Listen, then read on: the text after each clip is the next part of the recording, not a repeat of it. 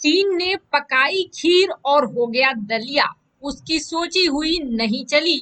और अब क्या भारत पर दोष मढ़ रहा है?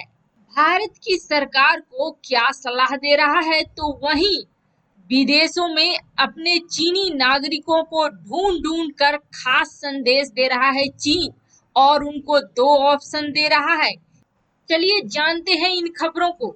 चीन के मुखपत्र ग्लोबल टाइम्स ने एक बार फिर से अपना मुंह खोला है, और जाहिर सी बात है, ग्लोबल टाइम्स जब भी मुंह खोलता है अच्छी बातें कम और गंदगी ज्यादा निकलती है, तो इस बार भी वैसा ही हुआ है।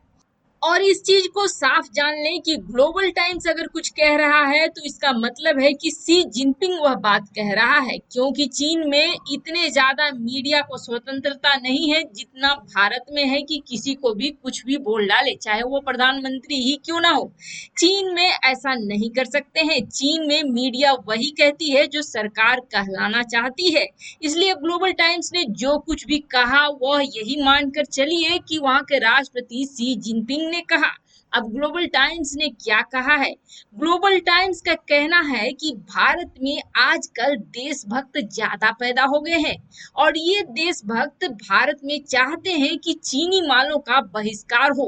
उनको पहले से ही बहाना चाहिए था चीनी मालों का बहिष्कार करने का, और अब उनको मौका मिल गया है। सीमा पर तनाव का वह फायदा उठा रहे हैं और बायकॉट चाइना की एक मुहिम चला रहे हैं। साथ ही साथ ग्लोबल टाइम्स यहाँ नहीं रुका, उसने आगे कहा कि भारत खुद को बहुत ताकतवर समझता है, जबकि ऐसा नहीं है। चीन ने एक कदम पीछे लिया है, लेकिन इसका मतलब यह नहीं है कि चीन कमजोर हो गया है। चीन से भारत कभी भी नहीं लड़ पाएगा, और चीन भारत को चुटकियों में मसल सकता है, लेकिन सीमा पर शांति चाहिए। दोनों को आगे बढ़ना है, इसलिए चीन ने एक कदम पीछे लिए हैं। इसको हीन दृष्टि से नहीं देखा जाना चाहिए। लेकिन भारत में कुछ देशभक्त इस तरह के हैं जो इस कदम को हीन दृष्टि से और अपनी विजय के रूप में देख रहे हैं। इन दिनों कुछ देशों ने भारत को अपने हथियार तो दिए हैं, लेकिन भारत को टेक्नोलॉजी नहीं दिया है हथियार बनाने का। इसलिए भारत को समझना चाहिए कि उसका विकास चाहे अर्थव्यवस्था से हो या टेक्नोलॉजी से हो, चीन के साथ ही है। ये तो रही ग्लोबल टाइम्स की वह वाणी जो उसने बोली, लेकिन इसके पीछे का मकसद क्या है आपको बता दें तो सबसे पहली बात कि चीन को बहुत जोरों की लगी है, और इसके 3 पॉइंट्स हैं इस आर्टिकल में, जिससे साफ साफ पता चलता है कि कौन कौन सी पॉइंट्स है जहां उससे बहुत बुरा लगा है और बहुत बड़ी चोट करी है भारत ने। इससे पहले की वीडियो में भी हम लोगों ने बताया था आपको कि चीन ने हिंदुत्व को टारगेट किया था। अब इस बार चीन ने राष्ट्रवाद को टारगेट किया है। यानी कहीं न कहीं चीन मानती है कि अब की जो सरकार है वह देशभक्त सरकार है, और यह सरकार वही फैसले ले रही है जो देश के लिए उचित है। कांग्रेस का शासनकाल नहीं है जहां कुछ भी फैसले अपने हिसाब से चीन करवा लेता था। भारत का राष्ट्रवाद यानी कि देशभक्ति चीन को बहुत ज्यादा चुभ रही है। अब जहां उसने दूसरी बात कही कि बायकॉट चाइना का मुहिम चला रहे हैं कुछ लोग, तो आपको बता दें यह दूसरा कमजोर नस है जिसको भारत ने बहुत जोर से दबाया है। बायकॉट चाइना की वजह से चीन को बड़ा झटका लगा है। अपने चीनी मालों को यहाँ खपा खपा कर खूब पैसा बनाया चीन ने, और साथ ही साथ अपने एप्लीकेशन से खूब जासूसी करी, लेकिन ये सब एक झटके में बंद हो गया। चीन ने कभी नहीं सोचा था कि भारत इस तरह का निर्णय ले सकेगा, क्योंकि इन सरकार से पहले की किसी सरकार में इतनी ताकत नहीं थी कि ऐसे डिसीजंस ले सके। इससे आप सीधे सीधे अंदाजा लगा सकते हैं कि बायकॉट चाइना ने कितनी बड़ी जलन पैदा करी है चीन के अंदर। अब आते हैं तीसरे पॉइंट पर। तीसरा पॉइंट जिस पर ग्लोबल टाइम्स ने कहा कि भारत को कुछ देश हथियार दे रहे हैं। आप साफ साफ समझ लीजिए, चीन ने जो प्लानिंग करके भारत के साथ तनाव बढ़ाया था वह प्लानिंग उसकी फेल हो गई। और फेल होने का कारण यह है कि भारत के साथ कई बड़े बड़े दिग्गज देश आ गए, और चीन को लगा था कि उसके हथियार भारत के हथियार से ज्यादा आधुनिक है, तो भारत कहीं नहीं टिकेगा। और इतनी जल्दी तो भारत खरीद कर ला भी नहीं सकता है। लेकिन जब चीन ने देखा कि एक तरफ इजराइल, दूसरी तरफ रूस, तीसरी तरफ अमेरिका सारे तैयार हैं, कई हथियार सीमा पर पहुंच भी गए, लग भी गए हैं और पता भी नहीं चल रहा है कि वह किस देश ने भेजा है। जैसे कि एयर डिफेंस सिस्टम काफी धांसू किस्म की मॉडर्न लग गई, किसी मित्र देश ने दी, लेकिन उस मित्र देश का नाम बाहर नहीं आया।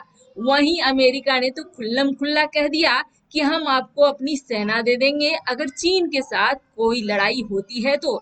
ऐसे में तो अब ट्रेनिंग की भी जरूरत नहीं थी, हथियार भी आ गए और हथियार चलाने वाला भी आ गया।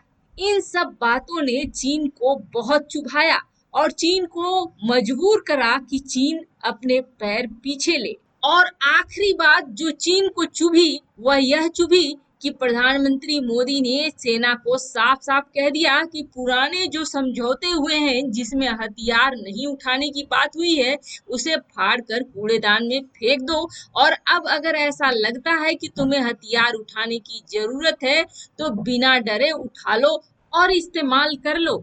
यानी कि खुल्लम खुल्ला छूट दे दी। अभी कहानी यही खत्म नहीं होती है, क्योंकि चीन इतना भी आसानी से मानने वाला नहीं है। इंतजार कीजिए, कुछ ही दिनों में जरूर कुछ न कुछ कारनामा चीन करेगा। अभी वैसे भी पेंगोंग झील से वापस नहीं गए हैं चीन के सैनिक।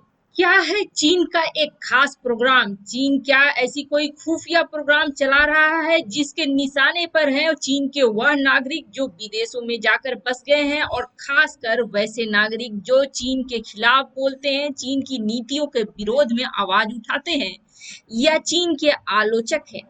ऐसे लोगों के घरों में जा जाकर चीन के संदेश वाहक उन्हें खास संदेश दे रहे हैं। क्या है वह खास संदेश और क्या है फॉक्स हंट?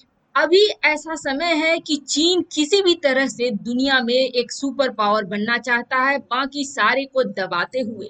इन सब के बीच में कई राज हैं जो चल रहे हैं या जो दफन हो चुके हैं। अभी जिस तरह से दुनिया का माहौल है कोरोना की वजह से, उसको लेकर भी चीन को संदेह के घेरे से देखा जाता है, और इस संदेह के घेरे में चीन बुरी तरीके से फंसा हुआ है, क्योंकि दिन प्रतिदिन यह संदेह का घेरा मजबूत होता जा रहा है। जैसे जैसे चीन अपने बर्ताव को दुनिया को दिखा रहा है, अमेरिका इस पर खास रिसर्च कर रहा है और उन लोगों की मदद ले रहा है जो विदेशों में बसे हैं और चीन मूल से हैं। अमेरिका को मदद करने वाले ये चीनी लोग खास तौर पर वे हैं जो चीन की विस्तारवादी नीतियों के आलोचक रहे हैं, चीन की गंदी नीतियों के आलोचक रहे हैं, जिनमें शिक्षाविद हैं, राजनीतिक प्रतिद्वंदी हैं और आलोचक हैं। अमेरिका इन लोगों के जरिए अपने शोध में जो रिसर्च वह कर रहा है कि कोरोना आखिर कैसे फैला पूरी दुनिया में, उस पे मदद चाहता है। और इस चीज को भांप चुका है चीन, और चीन ने भी एक खास कार्यक्रम चला दिया है ऐसे लोगों के खिलाफ।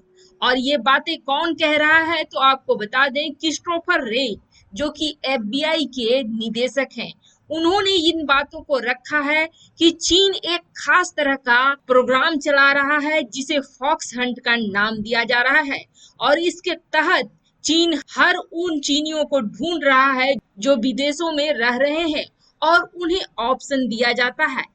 एफबीआई के इस निदेशक ने साफ साफ एक एग्जाम्पल दिया कि हाल ही के दिनों में ऐसे ही एक चीनी मूल के व्यक्ति जो अमेरिका में रह रहे थे वहां पहुंच गया चीन का संदेश वाहक, और जब उसे अपना टारगेट नहीं मिला तो उसने उसके परिवार वालों को समझाना शुरू कर दिया। परिवार वालों को उसने संदेश दिया कि या तो उसे कह देना कि वह चीन वापस लौट जाए या अपने लिए दूसरा ऑप्शन चुन ले। अब दूसरा जो ऑप्शन है वह असल में क्या ऑप्शन दिया चीन ने, ये सभी को पता है। जाहिर सी बात है चीन अपने सबूत को मिटाना ही चाहेगा, इसलिए उसने जो दूसरा ऑप्शन दिया वह मिटाने वाला ऑप्शन ही है। इन बातों से साफ यही पता चलता है कि चीन सुपर पावर बनने के लिए किसी भी हद तक जा सकता है, और अब तो ट्रम्प की कही बात भी सही लगने लग रही है कि कहीं न कहीं कुछ तो साजिश की बू जरूर है कोरोना में।